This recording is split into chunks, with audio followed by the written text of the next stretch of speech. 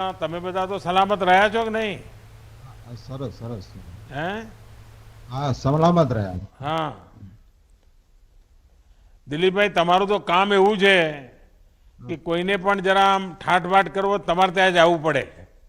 હા, હા, બરોબર છે. હા, પરંતુ પણ ગયા કોરોનાના કારણે લોકો આવવાની હિંમત જ નહીં કરતા હોય.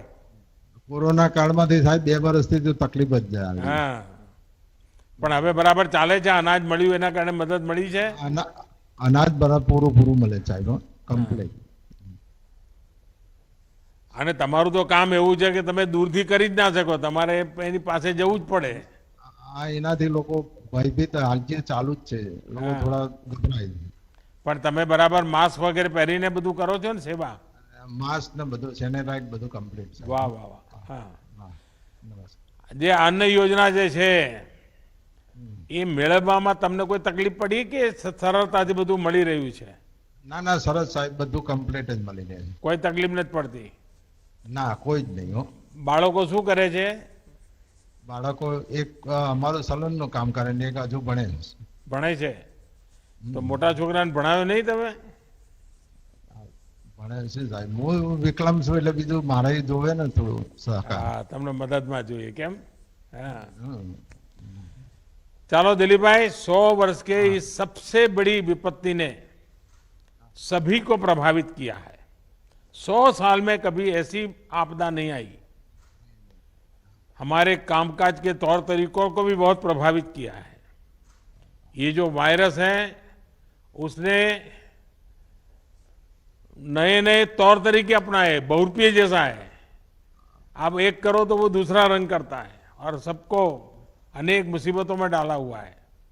हमें भी ये कोशिश करनी चाहिए कि अपना हर काम, हर सुरक्षा के, हर कायदे का ध्यान में रखते हुए, हर चीज का पालन करते हुए करना चाहिए, ताकि हम भी बच पाएं और भी बच पाएं।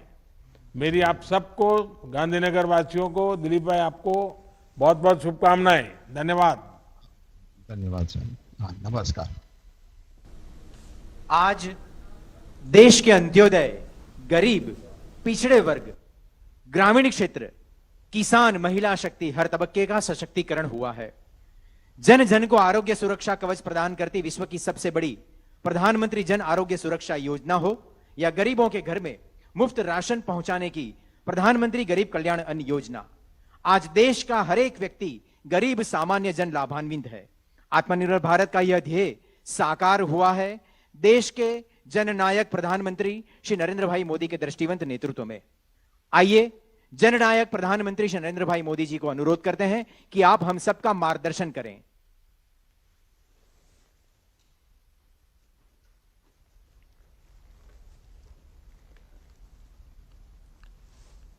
नमस्कार। गुजरात के मुख्यमंत्री श्री विजय रूपाणी जी, उप मुख्यमंत्री श्री नितिन भाई पटेल, संसद में मेरे साथी और गुजरात भाजपा के अध्यक्ष श्रीमान CR पाटिल जी, PM गरीब कल्याण अन्न योजना के सभी लाभार्थी भाइयों और बहनों, बीते वर्षों में गुजरात ने विकास और विश्वास का जो अनवरत सिलसिला शुरू किया, वो राज्य को नई ऊंचाई पर ले जा रहा है।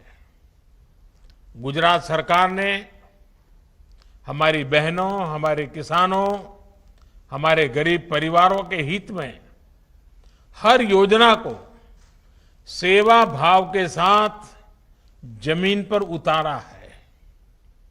आज गुजरात के लाखों परिवारों को PM गरीब कल्याण अन्न योजना के तहत एक साथ मुफ्त राशन वितरित किया जा रहा है। ये मुफ्त राशन वैश्विक महामारी के इस समय में गरीब की चिंता का काम करता है, उनका विश्वास बढ़ाता है। ये योजना आज से प्रारंभ नहीं हो रही है, योजना तो पिछले 1 साल से करीब करीब चल रही है, ताकि इस देश का कोई गरीब भूखा न सो जाए। मेरे प्यारे भाइयों बहनों, गरीब के मन में भी इसके कारण विश्वास पैदा हुआ है। ये विश्वास इसलिए आया है क्योंकि उनको लगता है कि चुनौती चाहे कितनी भी बड़ी हो, देश उनके साथ है। थोड़ी देर पहले मुझे कुछ लाभार्थियों के साथ बातचीत करने का अवसर मिला। उस चर्चा में मैंने अनुभव भी किया कि एक नया आत्मविश्वास उनके अंदर भरा हुआ है। साथियों, आजादी के बाद से ही करीब करीब हर सरकार ने गरीबों को सस्ता भोजन देने की बात कही थी।